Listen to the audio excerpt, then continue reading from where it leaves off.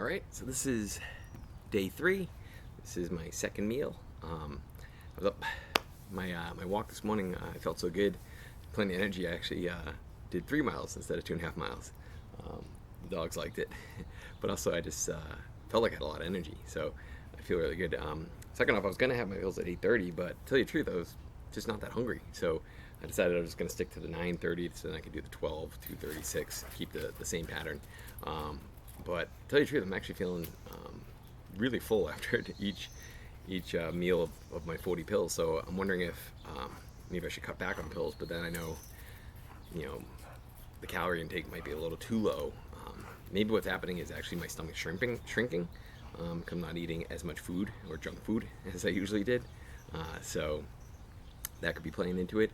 I could also be maybe making my body go into starvation mode so that it's not craving as much food.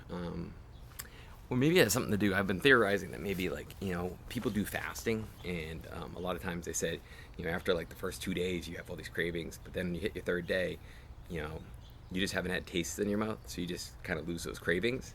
And maybe that's what's happening. It could be that because I actually haven't tasted anything in now two days, going on 2.5, that I'm just not craving sweets and not craving a lot of those type of things. So maybe that's why I'm just also not as hungry. But either way, on to my meal. So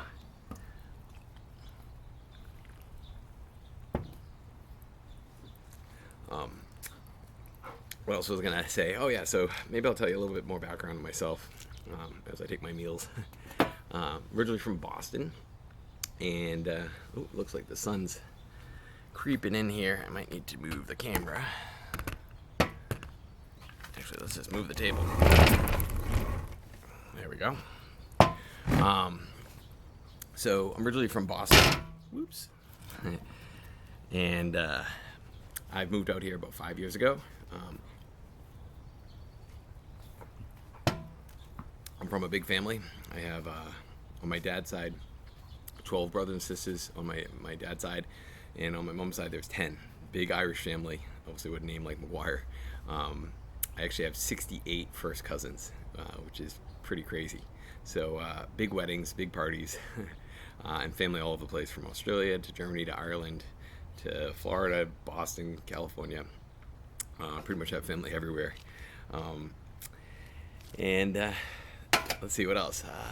Grew up Randolph High, so public school, and I basically my dad was he was from Ireland. He moved here. He had a company called Old Country Irish Foods, and he would import Irish foods and distribute them to local community in Boston.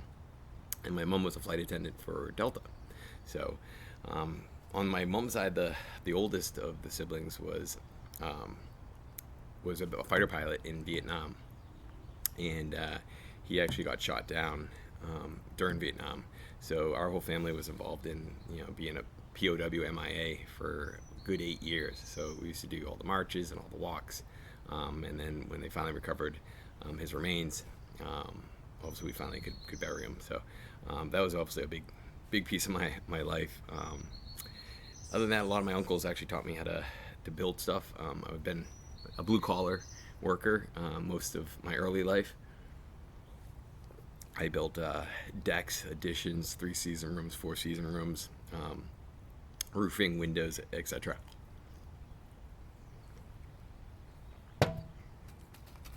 And did a lot of that after high school and before college, and then through college. That's kind of how I paid for college, was doing construction. I graduated at Management Information Science, a computer degree, and I went to work during Y2K. So I was sitting in one financial center working for Liberty Mutual, and all I was doing was going into code and changing the YY to YYY for the whole Y2K bug that everyone was freaking out about. And I would do that for 8 to 10 hours a day, and oh man, I hated it. So that job lasted about 6 months. Quit, went back to being in construction, started my own construction company, and did renovations, installs, decks, etc. And then we started doing installs for Home Depot, and then Home Depot said that hey, you have a college degree and you run a great career. Why don't you come join Home Depot? So joined Home Depot. Basically, was a regional sales rep. Would take 4 or 5 stores and run all the installs for windows, siding, etc. for Home Depot. That was a fun time, but also I got my entrepreneurial itch after about 10 years, and that's basically when I wanted to start this company, Skinny Price, where I was basically trying to disrupt income inequality by basically having it that depending on your effort and obviously what you can afford, right, you'd pay a different price than everyone else, and that would maximize margins for the e-tailer and maximize conversions. So I got into Mass Challenge, which was a business accelerator in Boston. Met some great advisors there, but they gave me the advice of, hey, if you really want to go after this, you should move to Silicon Valley. So moved out here. I had raised $100,000 after Mass Challenge. Came out to Boston, moved from Boston out to here.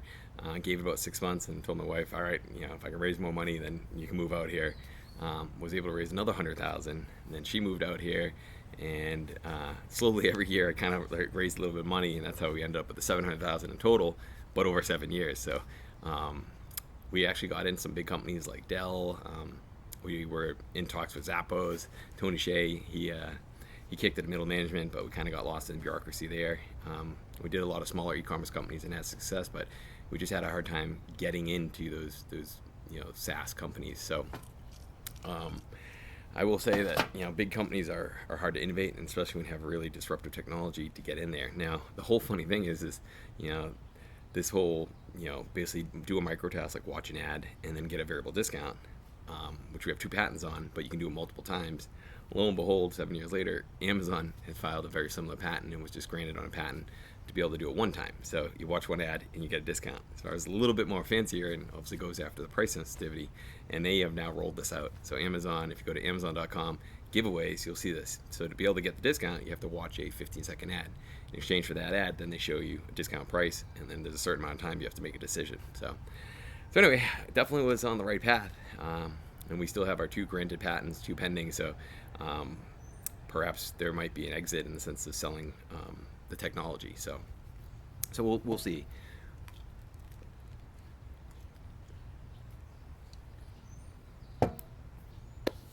And then other than that, I guess I'll tell you more at the next session.